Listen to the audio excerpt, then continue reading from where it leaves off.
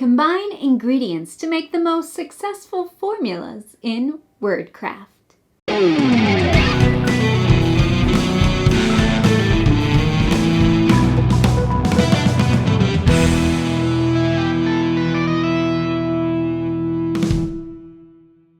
Thanks for joining me at Tantrum House Studio D. I'm Melissa Delp. WordCraft is a word-building area majority game for 2 to 4 players that takes about 30 minutes to play. It's designed by Christian Giove and published by Artipia Games. The publisher gave this review copy to the Meadows and Dews when they were in Essen for the game fair, and I'm really glad about that because WordCraft was on my top 10 anticipated list for the convention. So I'm actually a professional writer, and I love to play around with words and play word games. The trick is getting people to actually play with me. In this video, I'm going to give a brief overview of the gameplay and then tell you what I think about the game. WordCraft comes with letter cards, achievement cards, and a set of cubes for each player. This is about how much room the components take up in the box. It doesn't take up much room on the table either. You just need space for 4 achievement cards and 5 rows of letter cards. The game is played over 3 rounds. Each round, players will take turns making words using the available letters. You're trying to complete achievements and gain area majority on the letter cards. The goal of the game is to have the most points at the end of the 3rd round. So here's an example of a few turns.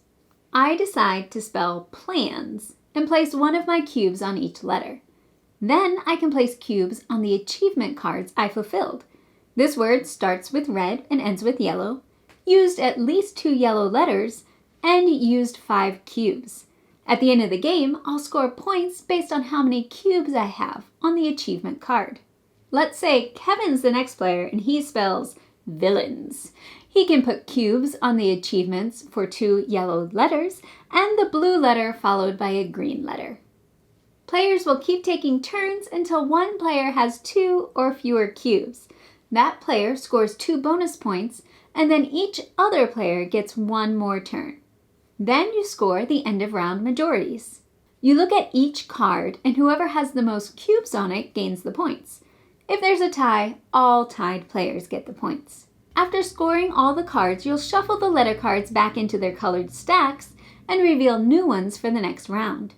The achievement cards and the cubes you placed on them stay for the entire game. At the end of the 3rd round, you'll score each achievement card based on the number of cubes you have on it. Whoever has the most points wins. So that was a really quick description of how the game plays. It's not really about making long words or having a large vocabulary. There's a puzzle aspect with the 3 main things you're thinking about: the area majority on each letter, the achievement requirements, and how many cubes you have. If I only have 5 cubes left and I make a 5-letter word, I don't have any cubes remaining to place on the achievement cards. So cube management is actually an important thing. You start the game with 18 cubes. You'll permanently lose the cubes you place on achievements, but you do get 3 more cubes at the beginning of rounds 2 and 3, and that helps offset the loss. In most of the games I've played, each player has made 2 to 3 words each round. The length of the round might be shorter if a player quickly runs out of cubes because they make a really long word, or they use a lot of cubes for achievements. The achievement cards come in 4 categories: number of cubes used, same colored letters, starting and ending colors, and 1 color followed by another color. Usually you use 1 from each category. So a game with the 4 cube achievement card is going to feel different than one with the 6 cube achievement. If lots of players are making 6-letter words, you'll probably have fewer turns during the round. So I like the puzzly nature of the game and how you have to think on your feet based on the changing letters and the different combination of achievement cards. Do you prioritize getting endgame points from achievement cards? Do you go hard for area majority on the letters? That can swing based on what other players do. There's also the aspect of deciding which words to use first. Once a word is used, it can't be used again. or any other form of it, and not even in later rounds. So if someone spells jump, no one can use jumps, jumping, jumpy. So if I have 2 or 3 really good options for words, I might start with the one that I think is most likely for other players to also think of. Because you can't repeat words or use similar forms of words, you have to keep track of what words have been spelled.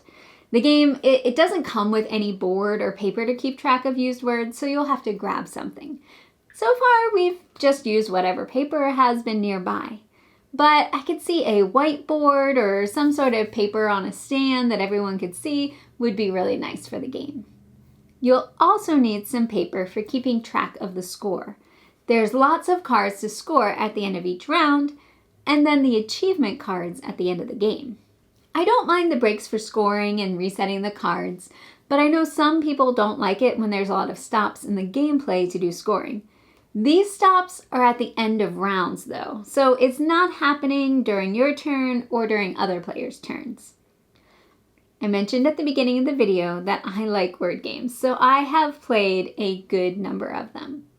WordCraft feels a bit like letterpress to me. Both have goals that reward you for using a certain combination or arrangement of letters, so it can be a bit of a puzzle. Kevin said it reminded him of Letter Jam because you're putting tokens down to make words from the letters you see. I think he's wrong. Letter Jam is a cooperative game and people are trying to deduce the letters and words, so I think the two games have more differences than similarities. Although I do enjoy both. We've played WordCraft with several groups ranging from casual players to strategy gamers, and it's worked for both types. The rules are easy. Use the letters on the table to spell a word, and you can be as strategic as you want with it. It's also a fairly quick game, although I will admit there have been a few turns where I took a bit longer thinking of words than I probably should have. The rules do give some suggestions for using a timer if you want to keep your games moving and not have someone stall them out. Overall, I have really enjoyed my plays of WordCraft. It's a relatively quick game, so it's easy to fit in, and if you want to play more than 4 players, you can team up. I'm still formulating my top games of 2022 list, and this one is definitely in the running. It has a lot of things I like. Words, puzzly goals, and it's approachable. If you like those things, I definitely recommend that you check out WordCraft from Artipia Games.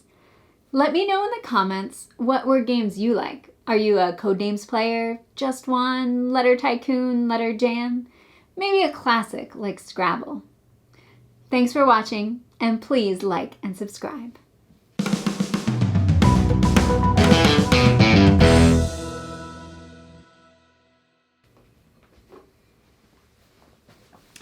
It's totally like Letter Jam because you're placing tokens on different letters to make words. See? No. Letter Jam. Nope, not buying it.